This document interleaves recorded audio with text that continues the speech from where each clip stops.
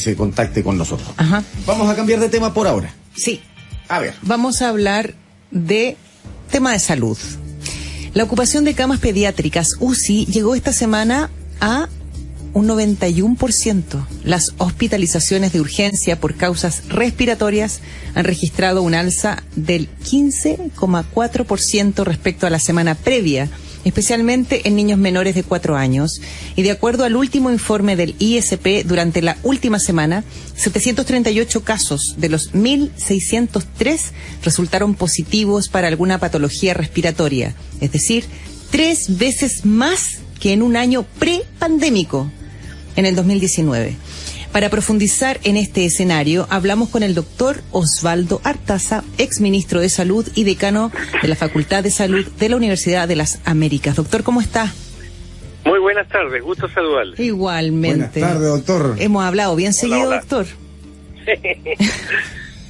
Lamentablemente, por temas que nos preocupan y nos preocupan tanto las cifras cuando además vemos lo que pasaba antes de la pandemia, doctor.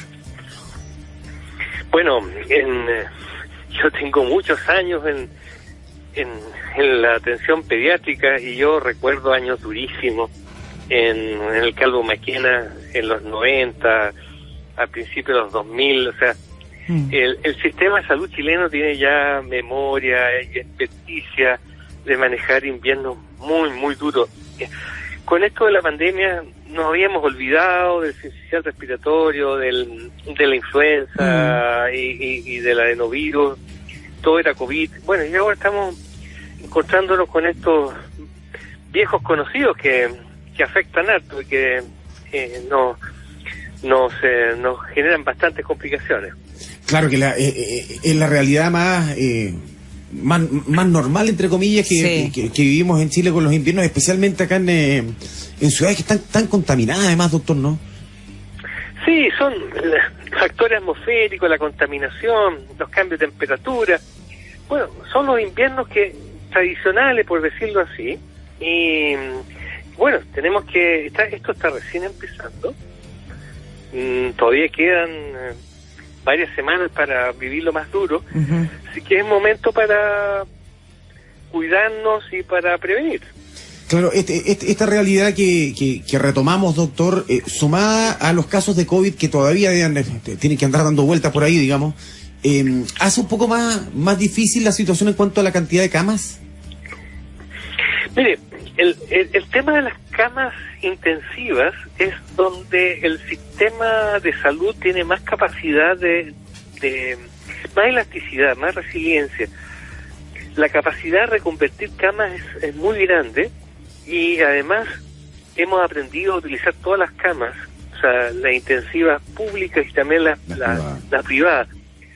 El tema donde más se nota son las en la urgencia. Cuando ya no son 1 hora, sino que son 5 horas, a veces hasta 6 horas la espera, porque además usted tiene que entender que en los servicios de urgencia no se atiende por orden de llegada, sino por orden de gravedad. Entonces, la verdad es que los tiempos de espera se prolongan mucho, entonces eso genera mucha preocupación, mucha molestia, y estamos recién empezando.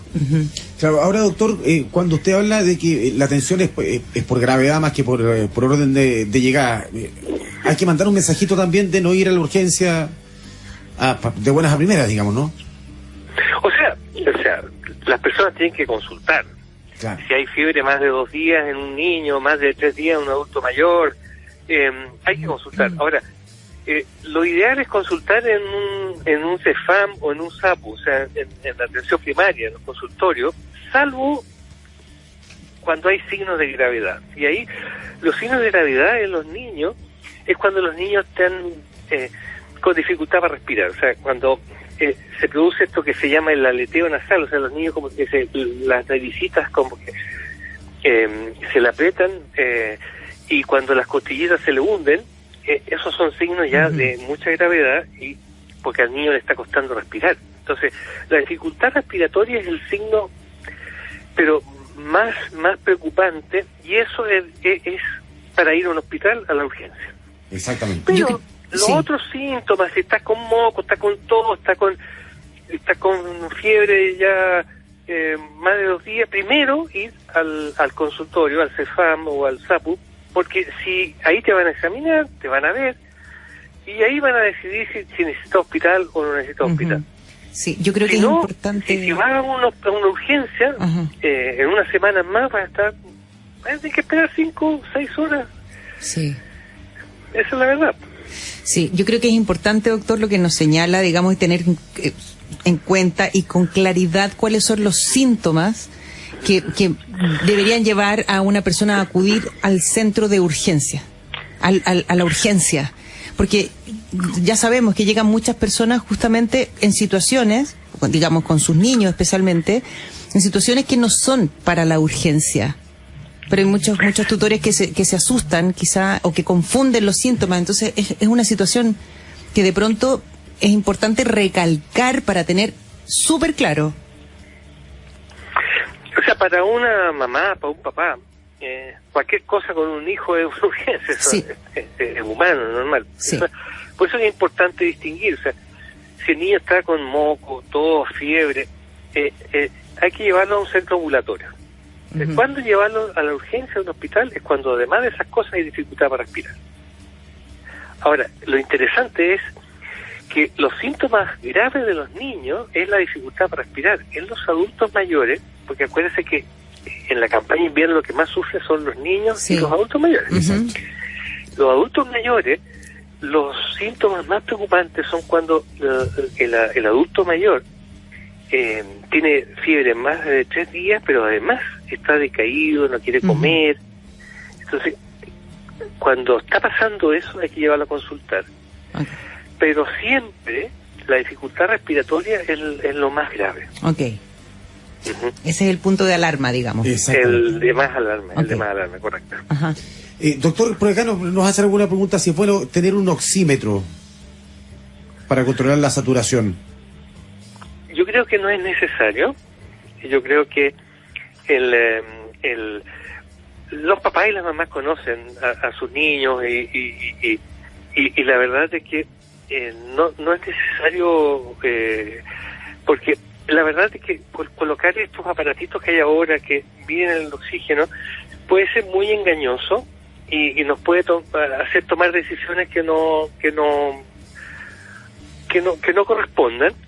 Yo más bien lo que les aconsejo es que al niño, cuando tenga síntomas que a ustedes les preocupen, lo primero es ir a buscar apoyo a un centro ambulatorio y dejar la urgencia hospitalaria para las cosas de gravedad. ¿Por qué?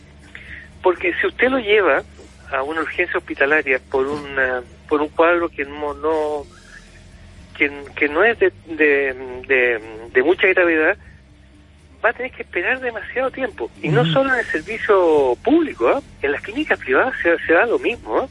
Hay que recordar que en los momentos peores de las infecciones respiratorias, los tiempos de espera en las clínicas privadas y en los hospitales públicos es prácticamente lo mismo. Son muchas horas, muchas horas. Sí, es cierto. Claro, entonces, la recomendación es la urgencia, reservarla para los síntomas de gravedad. Y lo que yo estoy tratando de transmitir, que la gravedad frente a los cuadros respiratorios está la dificultad respiratoria. O sea, cuando uno observa que la respiración ya se transforma en algo agitado, no en algo normal y pausado, sino que ya es algo agitado.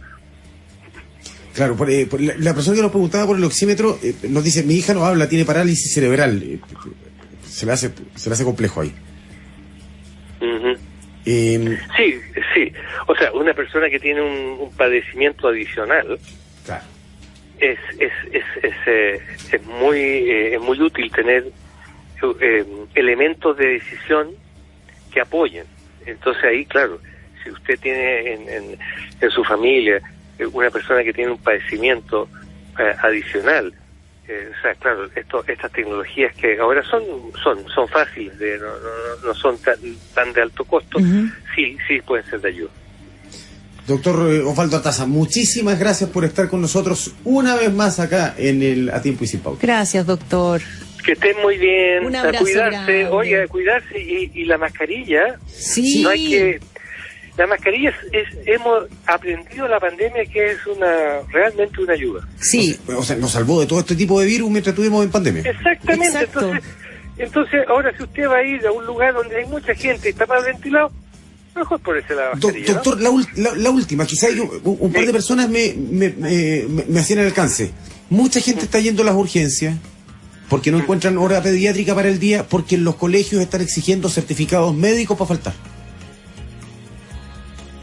Hay un problema ahí con el para ministerio, justificar ¿no? la falta, claro. Hay un problema. Yo creo que ahí hay que, o sea, los padres se tienen que juntar con los profesores y buscar maneras menos burocráticas de agilizar eso, porque la verdad si un niño está con síntomas, lo lógico es que no acuda a clase porque así no contagia al resto. Entonces, aquí hay que facilitar la vida, pues. Entonces, ahora, más allá de la burocracia, yo creo que los padres tienen que juntarse y conversar con los profesores y ponerse de acuerdo. ¿Por qué no bastará con la firma del apoderado si el niño falta 2-3 días?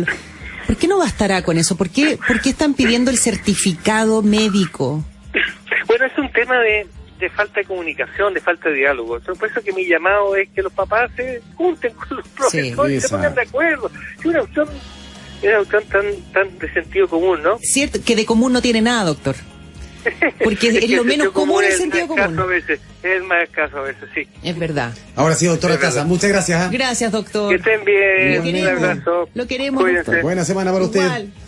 Oiga, nos mandan un mensaje por acá.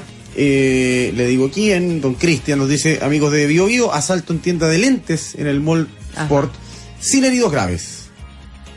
¿Sin heridos graves? Exactamente, solo leves, nos dice.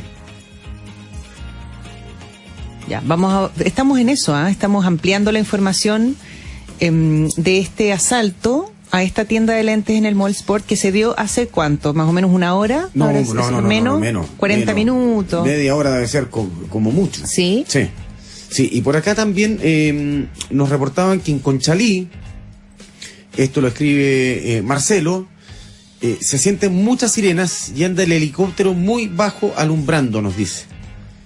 Vamos a estar averiguando, por supuesto, también qué es lo que ocurre por allá. Ajá. Y retomando un poco esto de tantos virus, de la urgencia, Pancho, ya tenemos, debiéramos tener súper claras las vías para protegernos. Sí, ¿no? por supuesto.